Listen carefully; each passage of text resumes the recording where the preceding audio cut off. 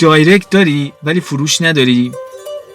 اگه تو هم روزانه کلی آدم میان تو پیجت و تو دایرکتت سوالات عجیب غریب میپرسن و سفارش نمیگیری، این ویدیو رو ببین.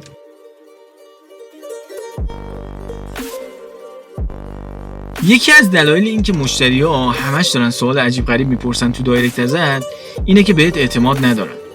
حالا برای اینکه بهت اعتماد داشته باشن، یکی از راهاش اینه که در کنار پیجت یه اپلیکیشن موبایل برای خودت داشته باشی. یه اپلیکیشن موبایل اختصاصی با نام و برند خودت.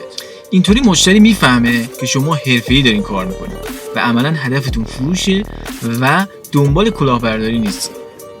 واسه همین من و تیمم با 9 سال سابقه برنامه‌نویسی میخوایم برات یه اپلیکیشن اقتصادی بسازیم، اونم با قیمت 15 میلیون تومان، تا تو بتونی در اختیار مشتریات قرار بدی و مشتری‌ها بتونن محصولاتت رو ببینن، مقایسه کنن و ثبت سفارش کنن. اینطوری مشتری هم بهت اعتماد میکنه، هم میدونه داری حرفه‌ای کار میکنی و عملاً مطمئن باش سفارشات بیشتر میشه. تو فقط نیاز آدرس پیجت رو من بدی تا اپتو تحویل بگیری.